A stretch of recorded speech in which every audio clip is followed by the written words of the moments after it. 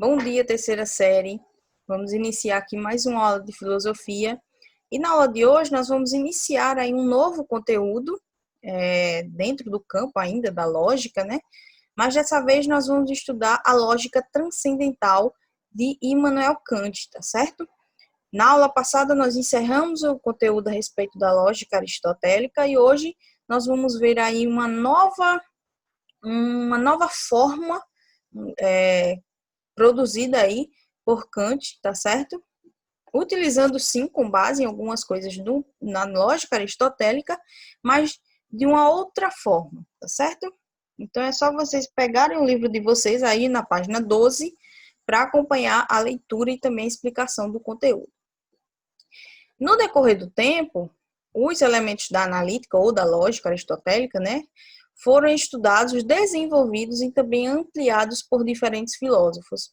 No período da antiguidade, por exemplo, esses representantes foram os estoicos, ou a partir do estoicismo. E também outros filósofos estabeleceram novas formas de proposição. Eles não apenas utilizaram a lógica aristotélica, como também reformularam e criaram novas formas de proposição, com diferentes funções e também relações possíveis para os seus termos. Então, esses novos elementos foram incorporados à lógica e desempenham aí um papel importante nas concepções contemporâneas sobre as proposições e os argumentos ou raciocínios, né? Como nós já conhecemos. Então, como vocês podem ver, desde a antiguidade, né, outros filósofos deram continuidade a essa lógica aristotélica, até criando novas proposições. Na Idade Média, a lógica ela foi considerada a ciência de todas as ciências. Então, como vocês podem ver, a lógica, as discussões a respeito da lógica, ela vai continuar aí durante longos e longos anos. Chega até a Idade Média, né? E foi considerada aí como a ciência de todas as ciências, tornando-se objeto de estudos de inúmeros filósofos que se interessavam pelas relações entre a realidade e também as palavras. Então, a lógica aristotélica, ela permaneceu aí presente dentro dessas discussões desses filósofos por muito tempo, até chegar aí à modernidade.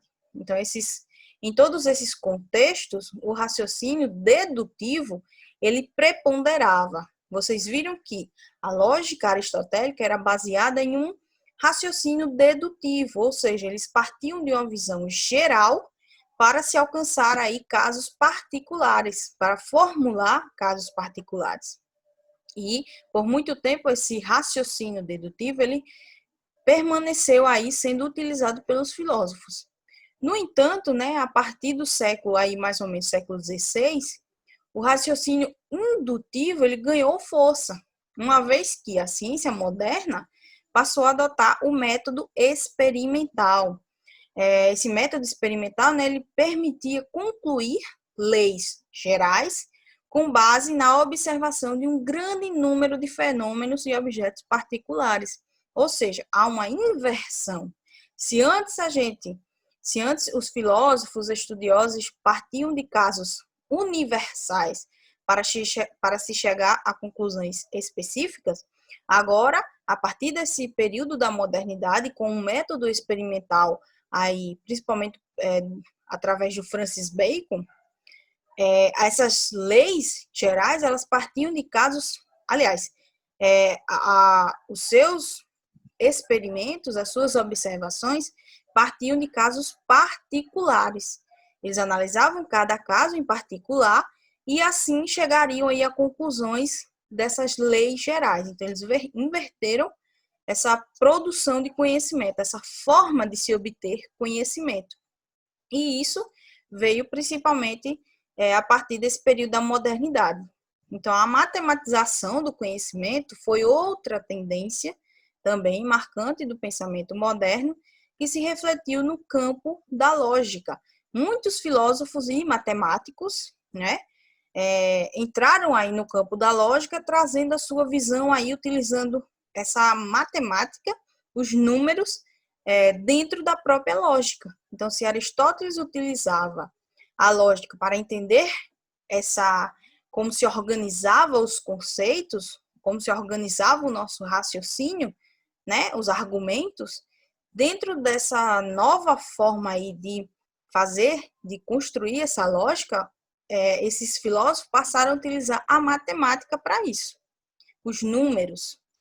Então, como vocês podem ver, a lógica ela sempre permaneceu dentro aí da filosofia, dentro dos estudos filosóficos, mas ao longo dos anos ela foi se modificando. Então, cada filósofo levou esses estudos da lógica para o seu campo, para o campo em que eles dominavam.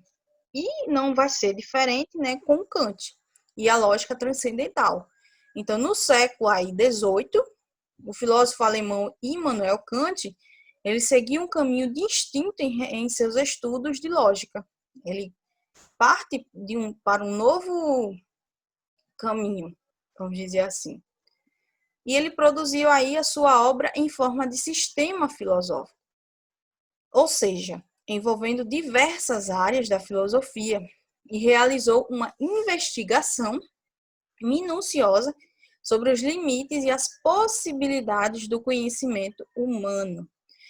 Se na lógica aristotélica, o Aristóteles ele buscava entender como nós construíamos esse nosso raciocínio, e também buscava que fosse correto, né, essa construção do raciocínio.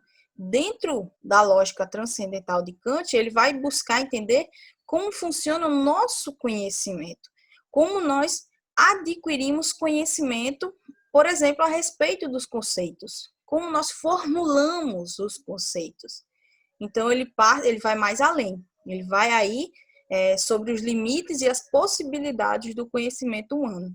Então, nesse contexto, além de abordar a lógica aristotélica, ele propôs uma nova lógica, voltada ao estudo das estruturas da razão e das formas de conhecimento. Como a nossa mente ela é estruturada, quais são essas estruturas presentes na nossa razão? E também quais são as formas de conhecimento? Como adquirimos conhecimento, né? Como podemos organizar esse conhecimento? Então, Kant ele diferenciava a razão em duas, né? Em razão teórica, que seria responsável pelo conhecimento, e a razão prática. Vale ressaltar que durante o período da modernidade, a razão ela entra com tudo no campo aí filosófico, no campo das investigações. Existem inúmeros filósofos aí que colocavam essa razão no centro das suas discussões. E o Kant dividia essa razão em razão teórica e razão prática. A razão teórica é responsável pelo conhecimento e a razão prática aí é responsável pela moralidade, pelas nossas ações. E também dividir os objetos de conhecimento, o seu objeto de conhecimento da sua lógica transcendental, no caso, em nômeno e fenômeno, que vocês vão entender um pouco melhor. Os fenômenos, dentro da lógica transcendental de Kant, são as coisas organizadas pelas estruturas da razão, a sensibilidade e o entendimento ou intelecto. Ou seja, são as formas que nós conhecemos os objetos, são as formas que os objetos nos apresentam. É aquilo que eu estou enxergando, que eu consigo visualizar do objeto. É aquilo que a minha mente formula daquele objeto. E o nômeno são as coisas em si, fora dessa organização mental e inacessíveis à consciência.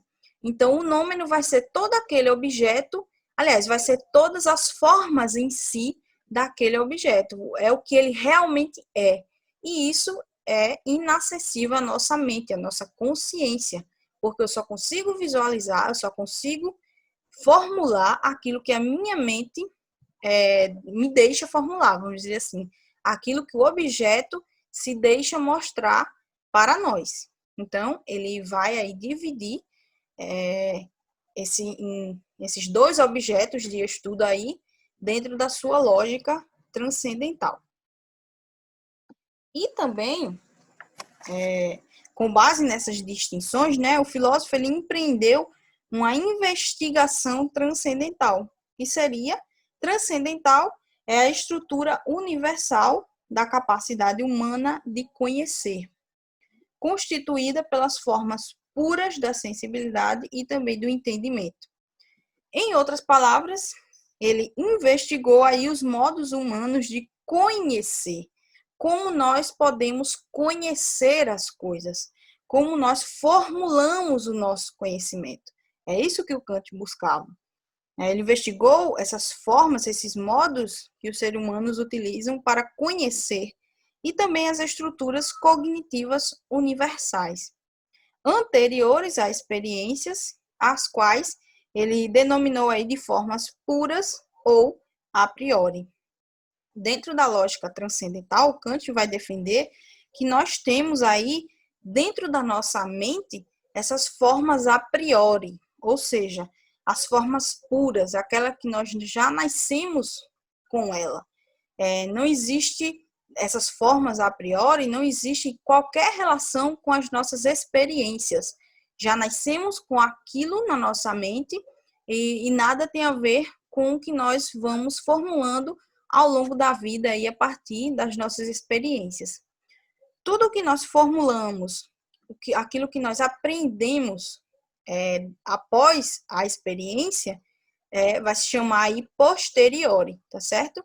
Antes, a priori. Então, segundo Kant, as formas puras da sensibilidade, ele vai dividir entre a sensibilidade e o entendimento, como eu falei para vocês, ele divide aí entre o espaço e o tempo. Essas são as formas puras, ou seja, as formas que nós temos a priori, que nós temos antes de qualquer tipo de experiência. Dentro do campo aí da sensibilidade é o espaço e o tempo. Ou seja, eu já nasci com esses conceitos. Na visão de Kant, nós já nascemos sabendo o que é um espaço e o que é tempo.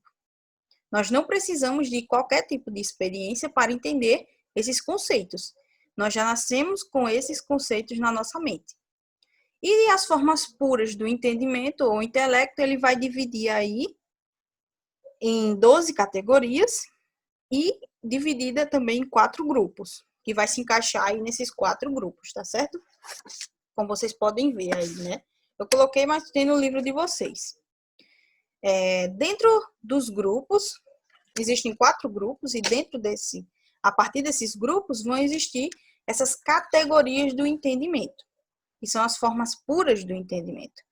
Dentro do grupo quantidade, existe a unidade, a pluralidade e a totalidade, ou seja, nós já nascemos sabendo o que são esses conceitos. O conceito de unidade, o conceito de pluralidade e o de totalidade. Dentro do grupo qualidade, nós já sabemos, já nascemos sabendo o que é a essência, a negação e a limitação. Dentro do grupo relação, nós sabemos o que é uma substância, o que é a ação recíproca e também o que é a causalidade. E dentro do grupo modalidade, sabemos o que é a possibilidade, a existência e a necessidade. Essas 12 categorias aí divididas entre esses 4 grupos formam aí as formas puras do nosso entendimento. E tudo isso, todos esses conceitos, nós já nascemos sabendo, tá certo? Como eu falei para vocês, né? O Kant, ele coloca que ele divide, na verdade, o objeto de estudo da lógica transcendental entre fenômeno e o nômeno. O fenômeno, como eu falei para vocês, é aqueles objetos que apenas se deixa mostrar. É aquilo que nós conseguimos aprender a partir daquilo que nós já temos na nossa cabeça. E o nômeno é tudo aquilo que não conseguimos conhecer de fato. A gente nunca vai conhecer de fato o que é aquela estrutura. daquele objeto. E por que a gente não conseguiria, né, entender o que é aquele objeto de fato, o que as coisas são em si mesmas? Na visão de Kant, a gente não consegue porque a nossa mente, ela de alguma forma, ela modifica a nossa visão, aquilo que nós estamos enxergando daquele objeto. Ela modifica a partir das estruturas que nós já temos a priori. Então, a gente nunca vai chegar de fato ao que aquela coisa é em si, porque a nossa mente ela faz esse processo de modificar as coisas para que a gente enxergue apenas aquilo que está relacionado ali com alguma estrutura da nossa mente. Por isso que a gente não consegue apreender as formas em si, aquilo que elas são em si mesmas, tá certo? Só para vocês entenderem melhor. Então, quando eu faço um juízo de algo antes da minha experiência, eu estou fazendo ali um juízo a priori, ou seja, antes de qualquer experiência. E o mesmo, né, quando eu faço aí um juízo a posteriori, ou seja, após alguma experiência que eu tive aí durante a minha vida, a minha existência, tá certo? Então, pessoal, a aula de hoje eu falei até rápido, para que a aula não fique extensa demais, e é por isso que eu vou dividir essa aula, tá certo? Na próxima aula, a gente vai continuar aí sobre a investigação transcendental, sobre a lógica transcendental de Kant, e a gente vai continuar aí, vai entender um pouco a respeito das intuições e dos conceitos dentro dessa lógica transcendental de Kant.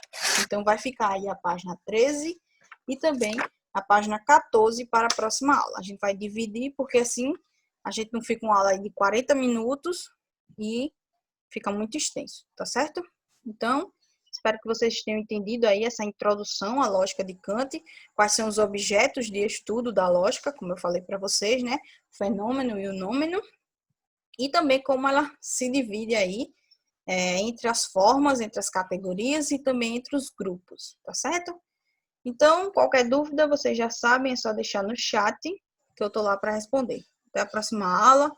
Tenham todos um ótimo dia. Até mais.